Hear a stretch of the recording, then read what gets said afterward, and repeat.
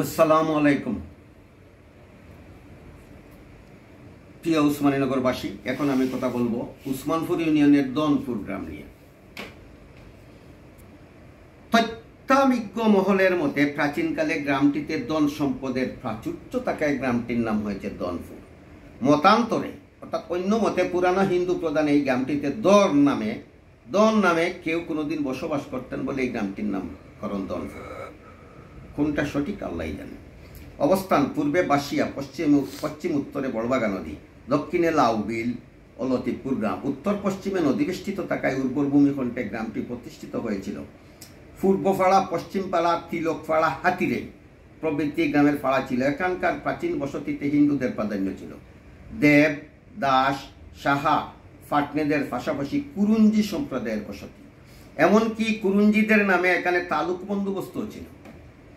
স্থানীয় সংস্কৃতি চর্চার অংশ হিসাবে গ্রামে একসময় গুড় দৌড় প্রতিযোগিতা হতো। হিন্দু অধিবাসীরা ছিলেন এসবের পৃষ্ঠপোষক। ধনাঢ্য হিন্দুদের মধ্যে ভারতচন্দ্র দেব, যাকে ভারত সরকার নামে সবাই চিনেন, তিনি সরকারি হিসাবনবিশ বা হিসাবরক্ষক ছিলেন, বিদায় তাকে সরকার ডাকা হতো। তার বিক্রি করে যাওয়া বাড়িতে এখন হাজি তাহির আলী মাস্টার গং বসবাস করছেন। সাজি বাড়িতে বাস করছেন হাজি মসলন্দ আলী গং। বিলুপ্ত বাজার দনপুর এলাকায় মাতার বাজার নামে একটি বাজার ছিল, পরে বাজারটি বিলুপ্ত হয়ে যায়। শিক্ষা দনপুর সরকারি প্রাথমিক বিদ্যালয় প্রতিষ্ঠা সাল 1928 খ্রিস্টাব্দ। প্রয়াত ব্যক্তিত্ব ভারত সরকার গোস্বামী। বর্তমান ব্যক্তিত্ব তাহির আলী মাস্টার, সমাজসেবী, সংগঠক, দাতা ও মননশীল ব্যক্তিত্ব। এতদ অঞ্চলের শিক্ষা, যোগাযোগ ও সামাজিক উন্নয়নে তার ত্যাগী ভূমিকা রয়েছে। তিনি একজন সাহিত্যসেবীও, লেখালেখি তার নেশা। আব্দুর রুফ মাস্টার শিক্ষাবিদ। মাদারবাজার মাদ্রাসা, নবগ্রাম ইসলামিক কিন্ডারগার্টেন মাদ্রাসায় শিক্ষকতা করার পাশাপাশি সমাজসেবায়ও তার ভূমিকা রয়েছে। সাহিত্যজীবী হিসাবে তিনি বেশ পরিচিতি অর্জন করেছেন।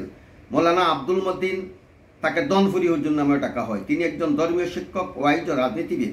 জমিয়তে উলামা ইসলাম দলের ব্যানারে তিনি একবার সংসদ সদস্য পদে প্রতিদ্বন্দ্বিতা করেন। আব্দুল আজিজ সাবেক ইউপি সদস্য, সংগঠক।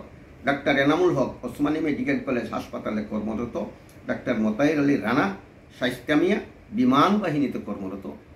অসংখ্য ধন্যবাদ আপনারা সাথে থাকার জন্য। আসসালামু আলাইকুম।